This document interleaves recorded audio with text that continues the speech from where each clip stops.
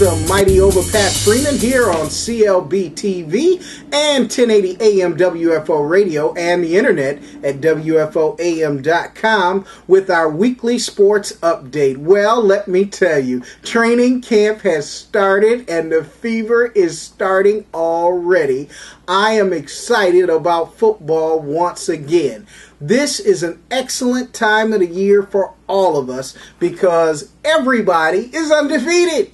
And optimism is in 32 cities around the country, including Western New York. Well, this being my first season of 2010's weekly update, and training camp is just getting started, I want to start by letting you know I am dedicating this season to making sure that everyone is aware that this is the year that Andre Reed needs to go in the Hall of Fame.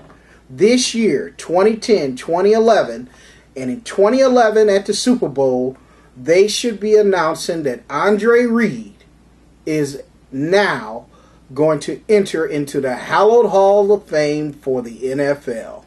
Andre Reed is someone that I believe deserves to be in the NFL on the first ballot.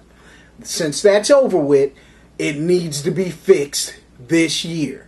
Andre Reed is a Hall of Famer. This is one of the greatest football players that has ever strapped on the pads. Look at the film. If you go to YouTube, all 86 of his touchdowns are there on YouTube. Watch how this guy took the punishment across the middle. Year after year, from 1984 to 1990, he was a complete professional football player. He helped lead the Buffalo Bills into history by leading them to 4 straight Super Bowls. Unfortunately, they did not win one of those Super Bowls, but history being said, it will never be done again. He was an integral part of that team.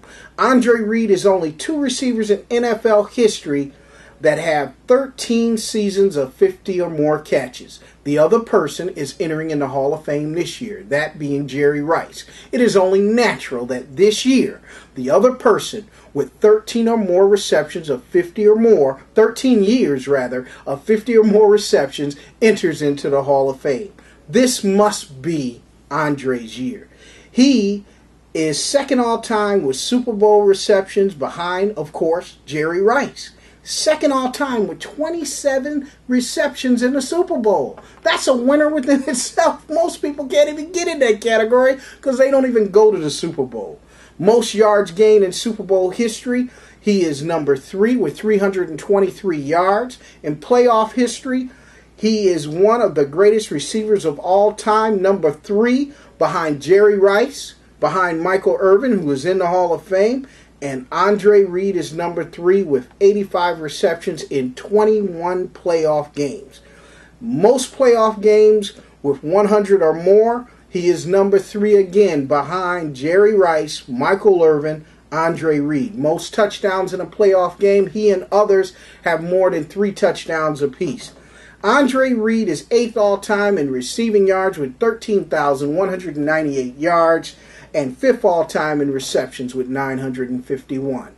I think his stats speak for themselves. But most of all, he is one of the complete professionals that I have ever met that has ever strapped on a professional football uniform. This needs to be the year that Andre Reed enters into the Hall of Fame. Now, getting back to the Buffalo Bills very quickly. Everybody's picking the Bills to finish last, other than the Mighty OB'a. I believe that this is going to be the team that sneaks up on people. And my good friend Alan Wilson calls me the ultimate optimist, and I agree. I'm going to tell you something. In just a couple of months, people are going to say the Mighty OB'a knows what he's talking about.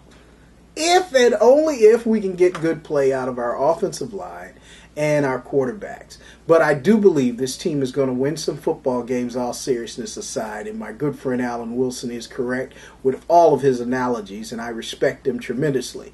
But I do believe that this team is going to creep up on some people, especially the first few games of the season. You always will be able to do that when you have a change of coaching staffs, change of philosophies. Most teams won't know exactly what the Buffalo Bills are doing in those first few games. I believe they will definitely creep up on some people, but it's going to be later in the season that we'll find out just how good this team is. Can they stay away from the injury bug that plagued them during the Dick Jauron years? These are the things that will make this a competitive football team. They already have one person on injured reserve, and that's not a good sign, and training camp just started. So what can you say at this point? But next week, we'll have more of a complete outlook on how training camp is going.